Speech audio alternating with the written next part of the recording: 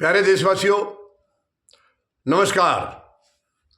आज मैं भारत की विदेश नीति के बारे में आपके साथ चर्चा करना चाहूँगा, आपके साथ विचार विमर्श करना चाहूँगा।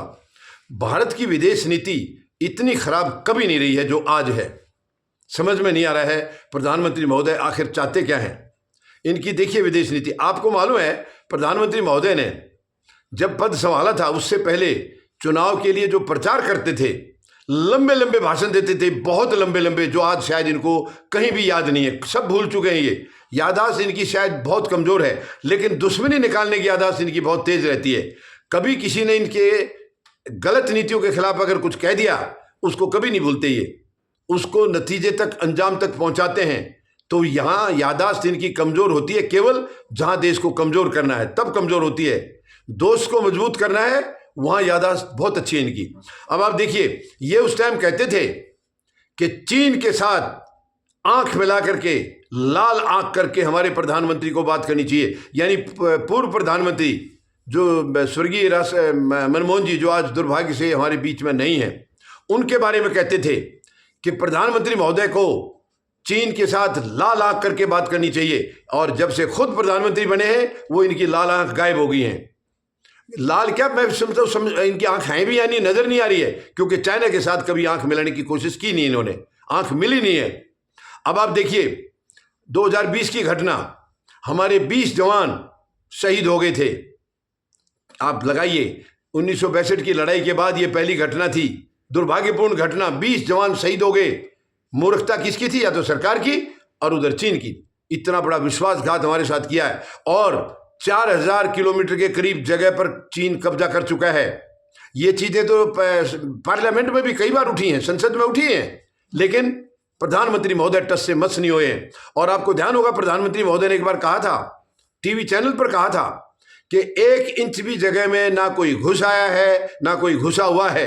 ये क्लियर कट कहा था। और मैंने उस वक्त भी 6 मेमोरेंडम भेजे थे, 6 मेमोरेंडम उनको दिखाया था, ऑन ग्राउंड दिखाया था कि ये घुसा हुआ है। प्रधानमंत्री महोदय, आपने जो बयान दिया वो गलत दिया है, ये घुसा हुआ है चीन। मैंने पूरा लिंक भेजा था इनको, 6 मेमोरेंडम भेजे, एक प्रधानमंत्री को, राष्ट्रपति को, गृह मंत्री को, रक्षा मंत्री को और ह्यूमन राइट्स को। मैंने 6 मेमोरेंडम भेजे थे। उसका वो तसल्ली बख्श जवाब नहीं दे पाए, आज तक भी नहीं दे पाए।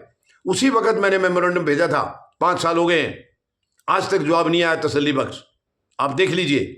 और अब उनके साथ व्यापार बढ़ता जा रहा है। क्यों है प्रधानमंत्री महोदय ऐसा? वो हमारे साथ क्या कर रहा है और आप उनके साथ नतमस्तक है? आप तो लाल आंखें दिखाने की बात कर रहे थे, कहां गई वो लाल आंखें? आप दूसरों के लिए भाषण देते हो, खुद पर इस्तेमाल नहीं करते हो। चीन हमें हर तरीके से दबाने की कोशिश कर रहा है, और हमारा जो व्यापार है उनके साथ वो दिन रात बढ़ता जा रहा है। तो इतना दिखावा क्यों करते हैं आप? देश के साथ धोखा क्यों कर रहे हैं आप? देश को अंधेरे में क्यों रख रहे हैं प्रधानमंत्री महोदय? आपकी बातें कहने की कुछ और है, इस्तेमाल करने की, जमीन पर एक्शन लेने की कुछ और है। आप मेहरबानी करके देश को कमजोर मत करिए। यानी विदेश नीति हमारी समझ से परे है। क्या हो गया है, क्या हो गया है पता नहीं, समझ में नहीं आ रहा है।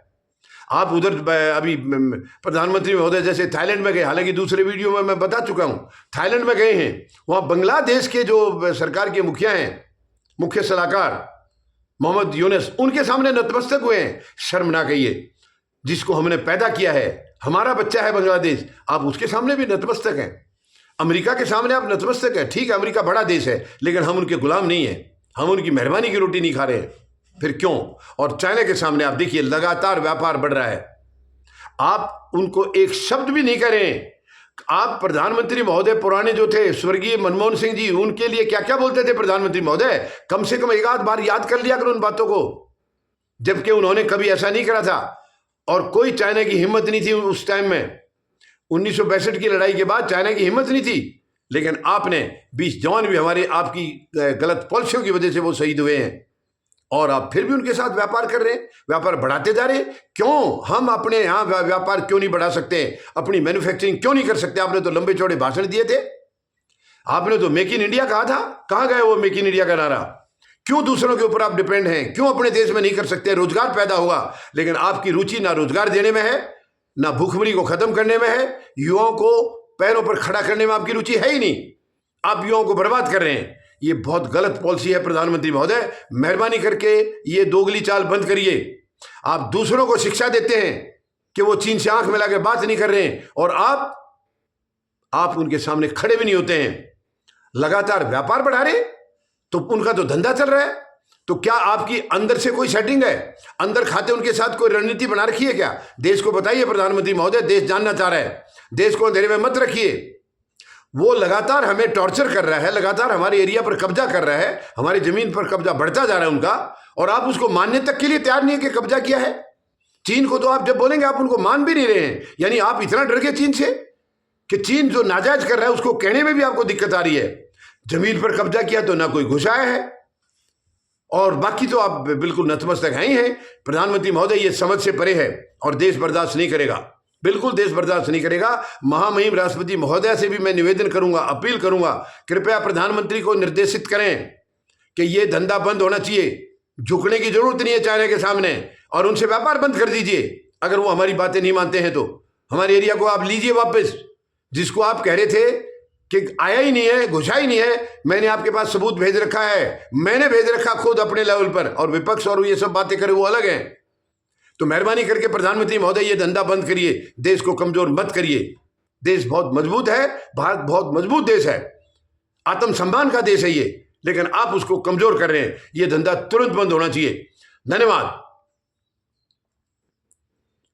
जय जवान, जय किसान, जय हिंद।